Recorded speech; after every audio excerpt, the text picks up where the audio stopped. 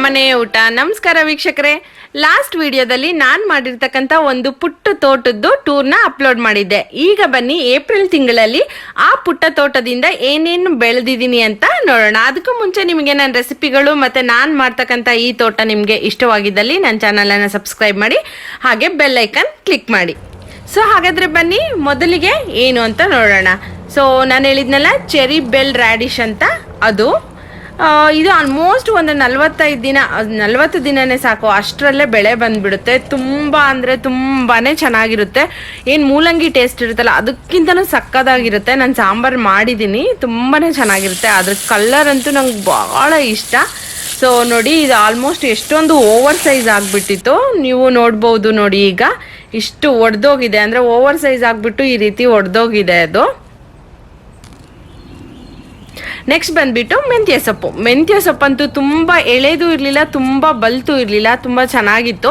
ಇದನ್ನು ನೀವು ಬೇಳೆ ಮತ್ತು ಪಾಲಕ್ ಸೊಪ್ಪು ಜೊತೆಗೆ ಸಾಂಬಾರು ಮಾಡ್ಬೋದು, ತುಂಬಾ ಚೆನ್ನಾಗಿರುತ್ತೆ. ನಂಗೆ ಆಲ್ಮೋಸ್ಟ್ ಎಷ್ಟು ಸಿಕ್ಕಿತ್ತು ಅಂದರೆ ಒಂದು ಸೀಡು, ಒಂದು ಕಟ್ ಅಂತಾರಲ್ಲ ಅಷ್ಟು ಸಿಕ್ಕಿತ್ತು, ತುಂಬಾ ಚೆನ್ನಾಗಿತ್ತು.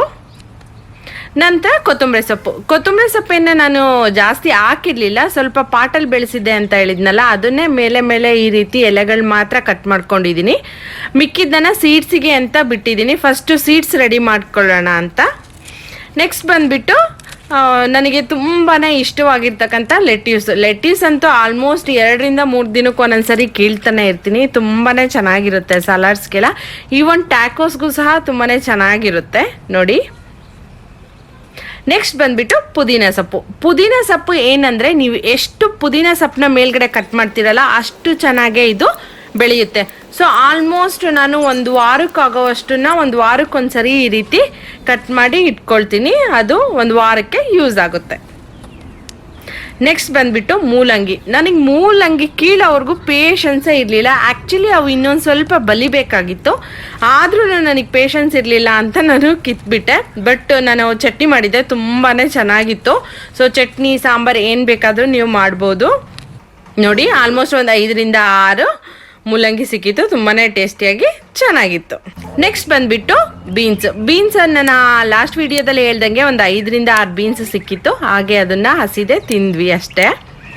ನೆಕ್ಸ್ಟ್ ಬಂದ್ಬಿಟ್ಟು ಪಾಲಕ್ ಸೊಪ್ಪಂತೂ ತುಂಬ ಕ್ರಂಚಿಯಾಗಿ ಜ್ಯೂಸಿಯಾಗಿ ತುಂಬಾ ಚೆನ್ನಾಗಿತ್ತು. ಇದನ್ನು ಸಹ ನೀವು ಬೇಳೆ ಸಾಂಬಾರು ಜೊತೆಗೆ ಹಾಕ್ಕೊಂಡು ಮಾಡ್ಬೋದು, ತುಂಬಾ ಚೆನ್ನಾಗಿರುತ್ತೆ. So that's it. ಏಪ್ರಿಲ್ ತಿಂಗಳಲ್ಲಿ ಸ್ಟಾರ್ಟಿಂಗ್ ಆಗಿರೋದ್ರಿಂದ ಇಷ್ಟು ಬೆಳೆನ ಬೆಳ್ಕೊಂಡಿದ್ದೀನಿ. ಸೊ ನಿಮಗೆ ನನ್ನ ಈ ತೋಟಗಾರಿಕೆ ಮತ್ತು ನಾನು ಮಾಡ್ತಕ್ಕಂಥ ರೆಸಿಪಿಗಳು ಇಷ್ಟವಾಗಿದ್ದಲ್ಲಿ ನನ್ನ ಚಾನಲನ್ನು ಸಬ್ಸ್ಕ್ರೈಬ್ ಮಾಡಿ, ಶೇರ್ ಮಾಡಿ, ಲೈಕ್ ಮಾಡಿ. Thank you.